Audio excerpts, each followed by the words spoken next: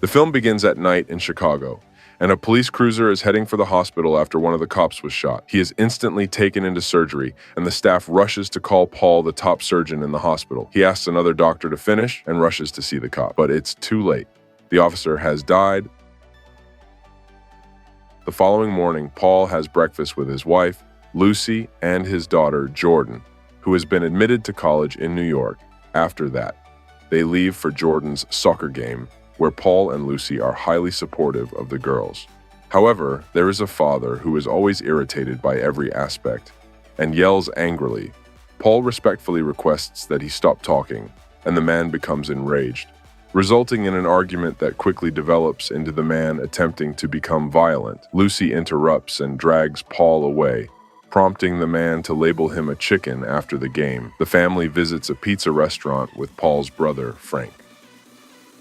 Paul agrees to lend Frank $2,000. Frank teases him about a salary which is overheard by a valet, Miguel. He also learns that the family will be gone tonight, so when he arrives to pick up the car, he takes a photo of the address on the dashboard in the evening. The family prepares to go out to celebrate Paul's birthday, and they give him a nice new watch. However, at that moment, Paul receives a call from the hospital, forcing him to go to work and postpone the celebration. Lucy and Jordan go grocery shopping instead, and when they get home, there's a suspicious van parked around the corner.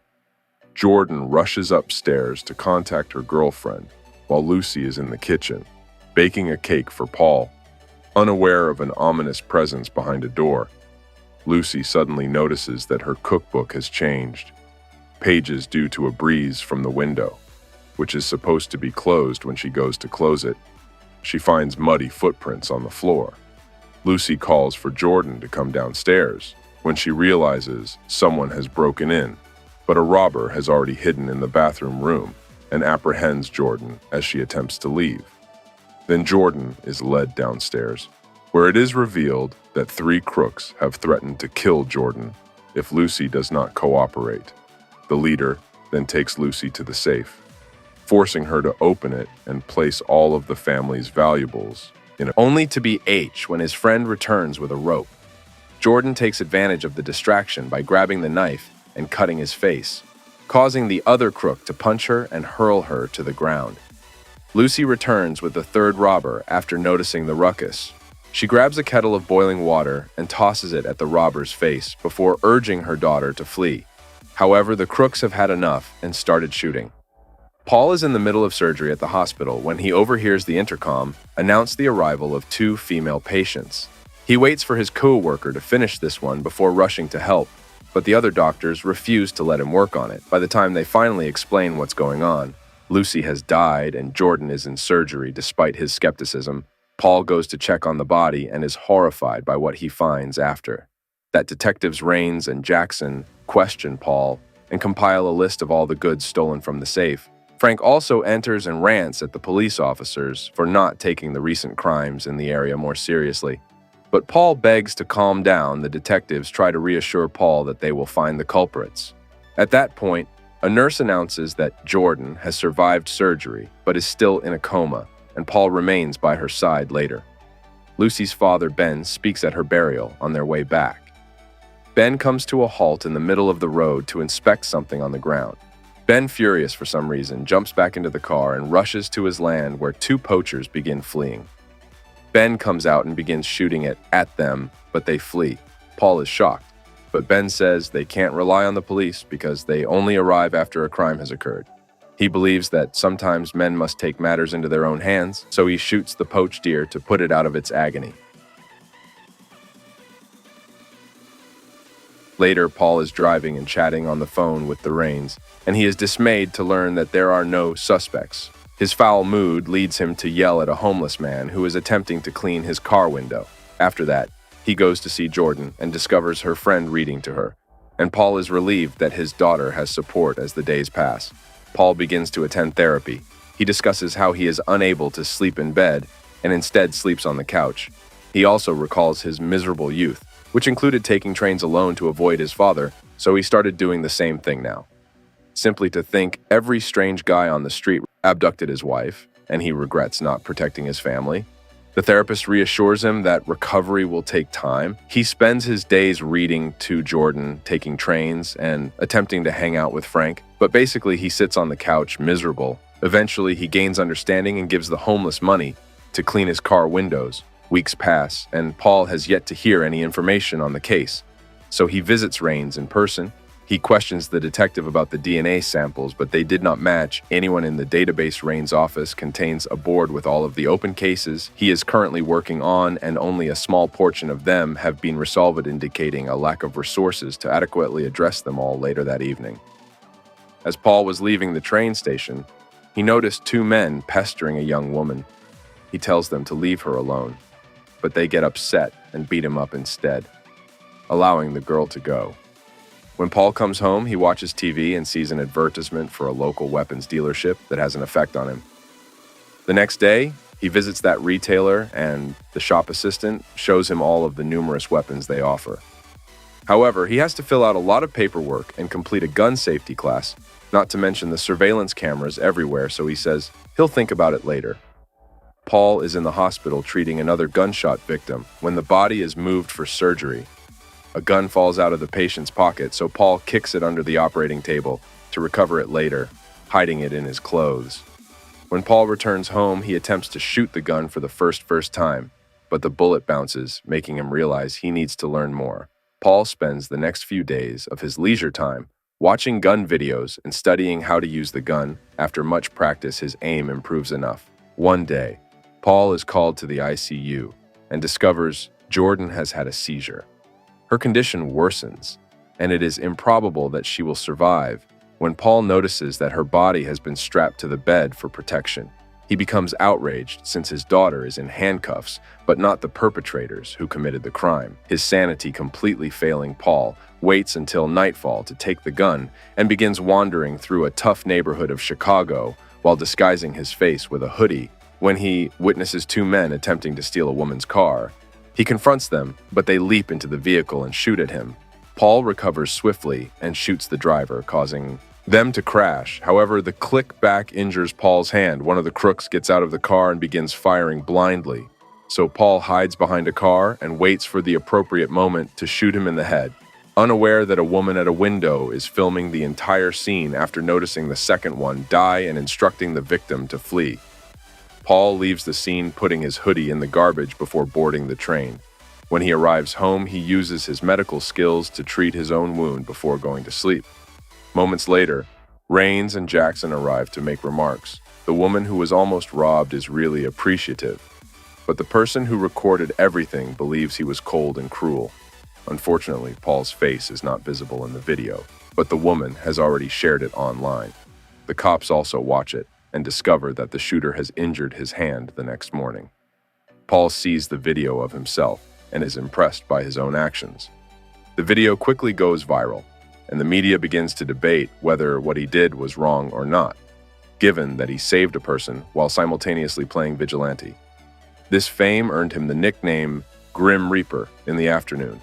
He saves a young boy who has been shot by a local criminal by being patient and empathetic. He persuades the youngster to admit to being shot by a dealer known as the Ice Cream Man. He also obtains his address from his chart after work. Paul steals a sweatshirt from the hospital laundry and heads to the boy's sketchy area, where he discovers the Ice Cream Man relaxing on the street.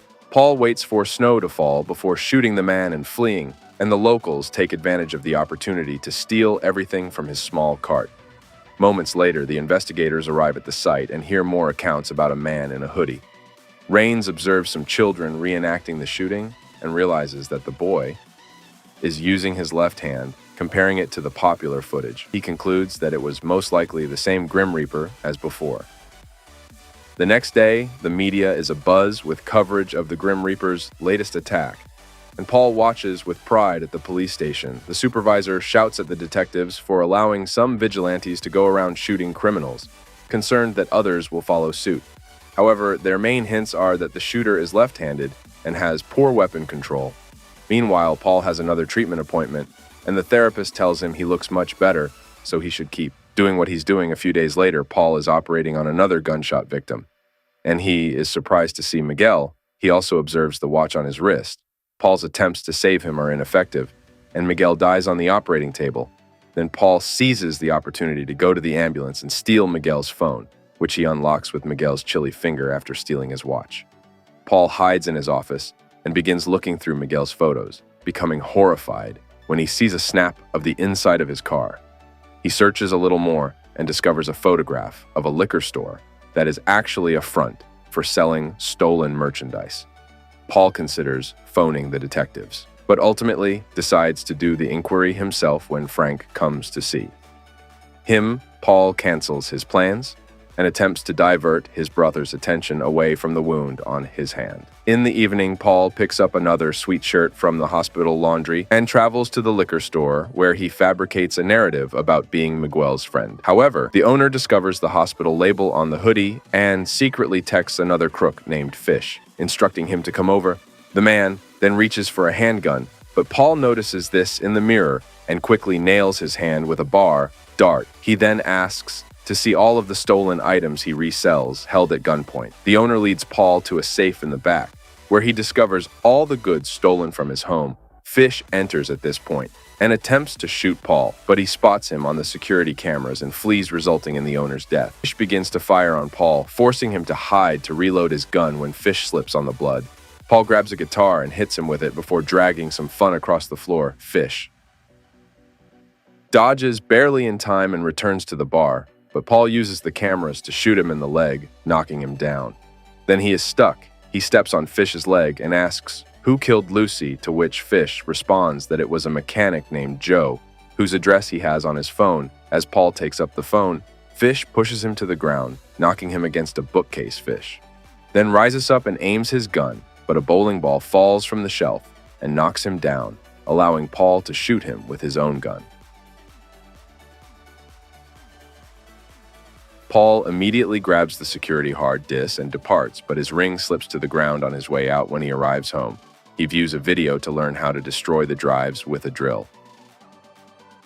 The next day, the media becomes even more obsessed with the Grim Reaper, and anyone who sees him becomes viral at the hospital. Paul steals some syringes and medicine. Though Raines and Jackson pay him a surprise visit, they show him a picture of Fish and the ring, which Paul verifies as his. The investigators believe the ring was also stolen, so they only came to deliver Paul good news, as it means they can now move the investigation forward after they've left Paul Burns. Fish's phone later. Paul goes to see Joe. He sneaks inside the shop when Joe is underneath a car and surprises him by knocking him out with a wrench. Joe awakens to find himself chained under the car, and Paul begins torturing him in order to get information after giving him an injection. He makes a deep cut and then pours brake fluid on the wound, causing excruciating pain after much suffering. Joe says that the man who murdered Lucy was named Knox, but no one goes to him instead. You wait for him to come to you. Paul thanks Joe for his knowledge and releases him, but on his way out, he pulls a chain, causing the car to collapse on top of Joe, killing him. The detectives pay Frank a visit. The following day, they've discovered that all of the men the Grim Reaper is killing are the ones who murdered Lucy, suspecting him since he is left-handed.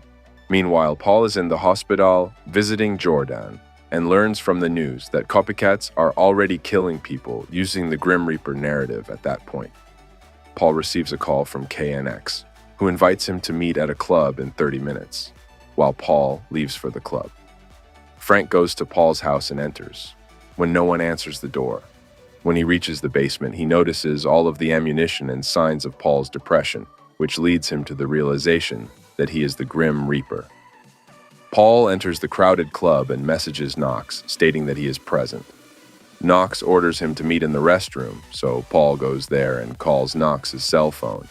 Following the ringing of the phone, he kicks open a stall only to discover a phone. Knox arrives from behind at that point, and while using a civilian as a shield, he begins firing, non-stop, killing random people with no regard for their lives. Paul is also injured and hides in the stall while shooting, injuring KNX in return. Then he shoots the power box, and when the lights go out, he merges in with the panicked mob to flee. Moments later, the detectives receive a call about the club shooting and proceed to the hospital, where one of the victims claims to have seen the shooter. This.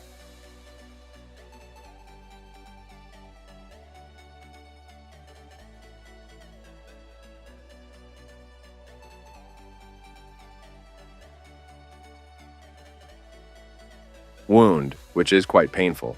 Then he returns home and finds Frank there, who confronts him about how insane he has become. Paul justifies his actions by claiming that no one else would do them. Their talk is abruptly interrupted by the cops ringing the doorbell, so Frank rushes to the door and informs them that Paul is not present. The investigators do not believe him, but they are unable to proceed without a warrant and must leave. At this point, Paul receives a call from the hospital, alerting him that Jordan is awake. He goes there, and after a pleasant reunion with his daughter, he has to inform her that her mother has died, forcing Jordan to have a breakdown now that Jordan has recovered. Paul swears to Frank that he will no longer be a vigilante. A week later,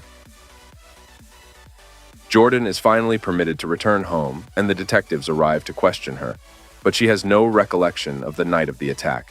When Sarah and Paul enter the elevator, Knox joins them, but Paul ignores him for safety. Knox makes a small chat with Jordan, and as they depart, Knox says he'll see them around. Seeing this as a threat, he'll see them around. Paul returns to the gun store and purchases some firearms lawfully. Later in the evening, Jordan prepares for bed after dinner. However, Paul notices something outside and instructs her to go beneath the stairs and dial 911. At that point, a man enters through the back door and heads to Paul's room to shoot the person on the bed. But it's only pillows. Another henchman follows the sound of a running shower, but it's a trap. And Paul shoots him in the head. When the first guy arrives to check on him, Paul is hiding close to the body and quickly fires again, knocking the guy to the first floor. Then Paul hears a disturbance in the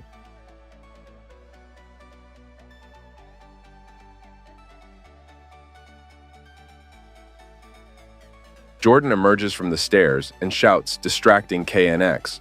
Paul seizes this opportunity to press a button on his table, revealing a secret weapon that he uses to eventually murder Knox when the cops arrive.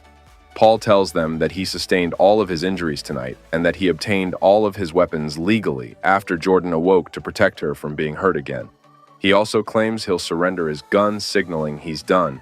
Being a vigilante, the investigators don't trust him, but they're pleased with the results and decide to let the case go.